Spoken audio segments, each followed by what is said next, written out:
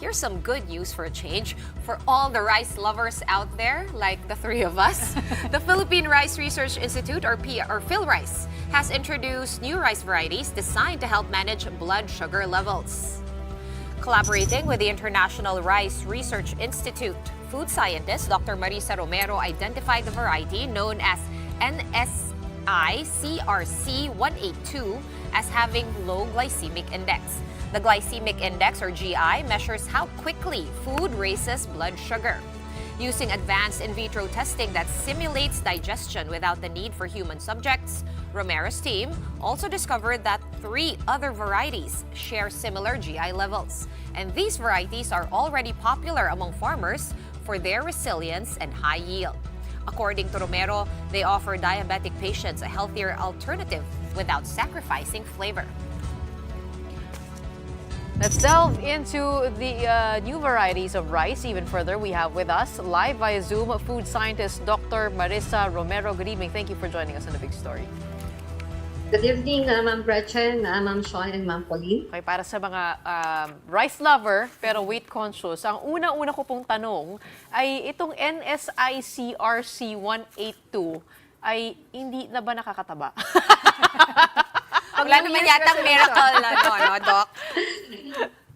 Yeah, essentially po, when we say kasing low glycemic index, low GI, ibig sabihin, as you explained earlier, no, hindi siya ganun kabilis mag-convert sa sugar yung carbohydrate. So, mas hindi siya makakataba. Pero of course, dapat ang consumption natin is in moderation kasi kung marami pa rin, tataba pa rin po tayo. Okay, how is this variety different? You already spoke about the lower glycemic index, but tell us more about this variety of rice.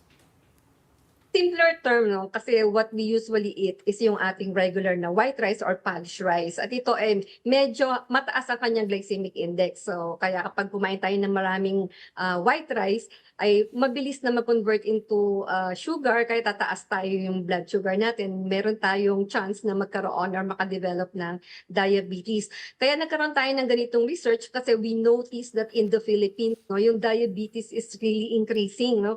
Dati, number 8 leading cause of death lang ito. Ngayon, naging number 4 na. So, marami na talagang affected ng diabetes. So, itong ating low GI rice, ibig sabihin, hindi siya tulad ng ordinary rice na relatively high yung GI.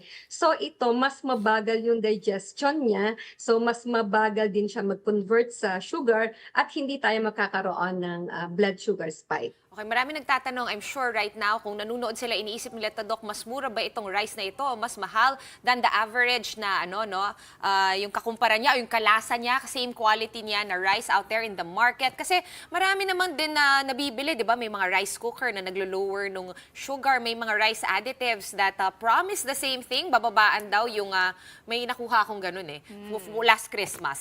Na parang halo mo sa rice mo, bababa daw yung ano. So I know that there are these products, there's also those rice cookers that promise to lower the GI.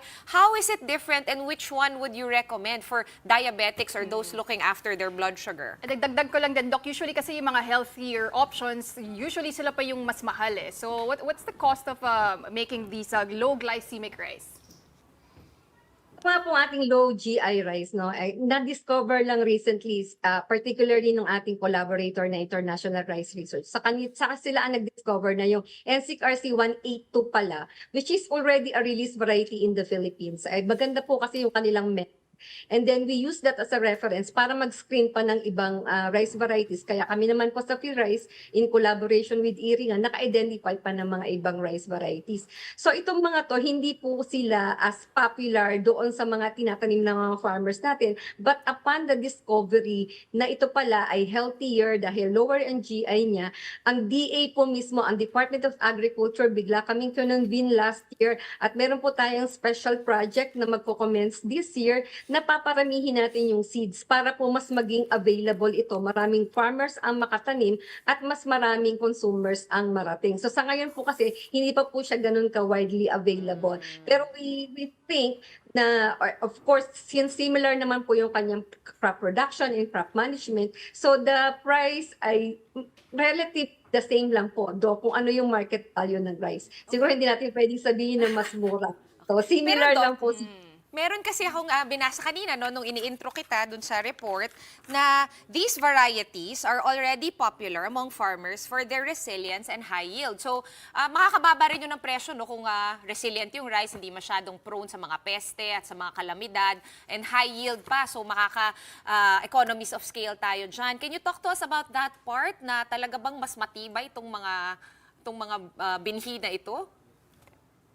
So yung ibang varieties na na-mention natin, actually marami po yun, hindi lang yung NCR 182, merong 472, 514, 532, 568 na siguro yung ating mga, of course, yung ating mga consumers, hindi sila familiar sa ganitong pangalan.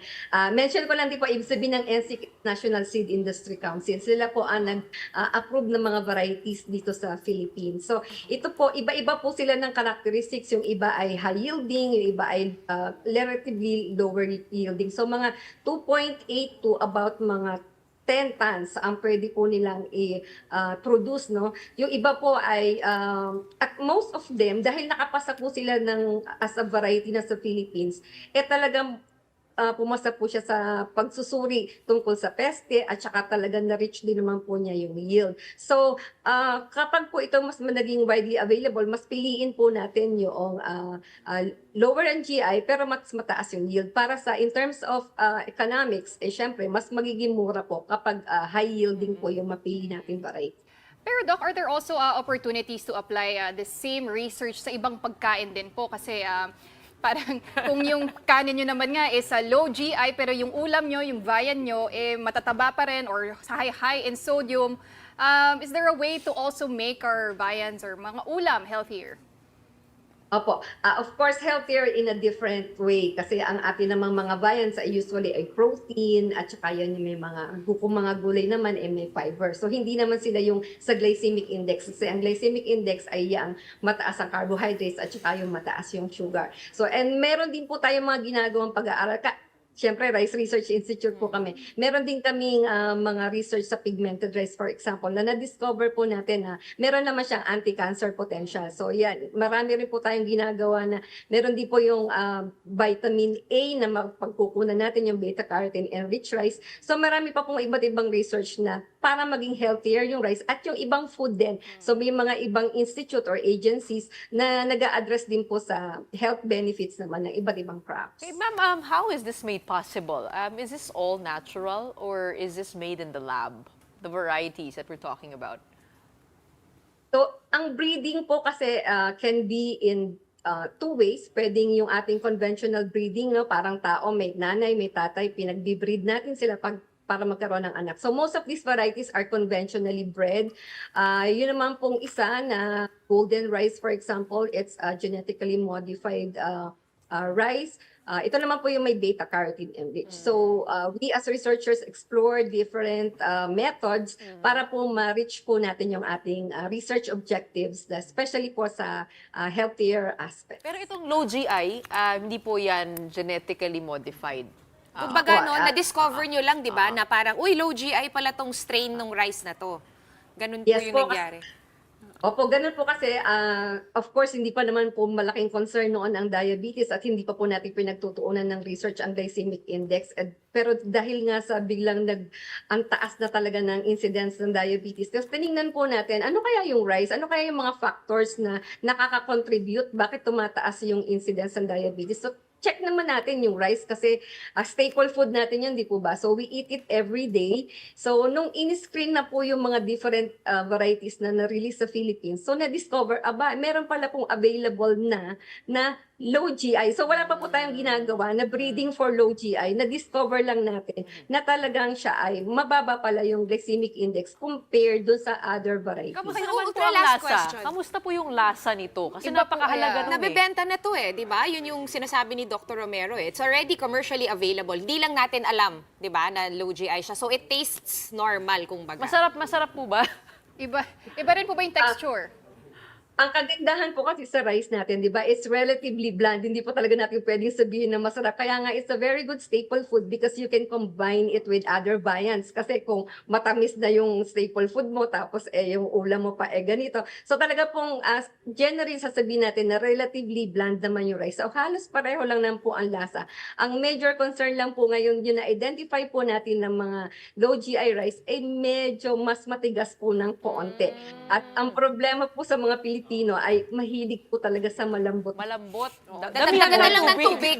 Okay lang yan. Pero last question, Dr. Marissa, no? Alam naman natin yung presyo ng bigas, it's really one of the top concerns of everybody. Yan po yung metro natin sa ating ekonomiya, sa happiness natin. Right? Kayo po, naintindihan ko you're on the research part. But now that you've discovered this research, and you mentioned kanina briefly na na-convene na nga kayo for a meeting and that the DA is already pushing for this rice.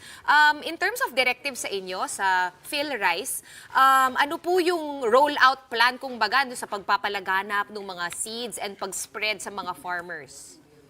Okay po. So marami pong agencies yung involved, no? Kasama rin po yung International Research Institute, kasama rin po yung ATI, at UPLB, kasama rin po yan. So marami po iba-iba yung pong roles natin. So sa amin po, for example, is yung seed production tayo. Paramihin yung binhi o paramihin yung seeds nitong mga na-identify na varieties natin na low GI para mas magiging available siya sa ating mga seed growers at yun po ang pwedeng bilhin ng farmers na yun naman po yung itatanim nila. So kapag mas marami na po ito, mas magiging available, accessible, and of course affordable na po itong mga rice na to.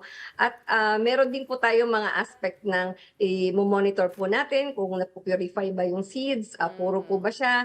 Tapos titingnan din po natin yung quality, kailangan natin i-evaluate at kami rin po yung grupo na nagde-determine po noong kahit hanggang yung sa sinatawag na sensory or eating quality. So tinitikman po natin kung after ba na mass produce siya, mas pareho lang din po ba yung lasa.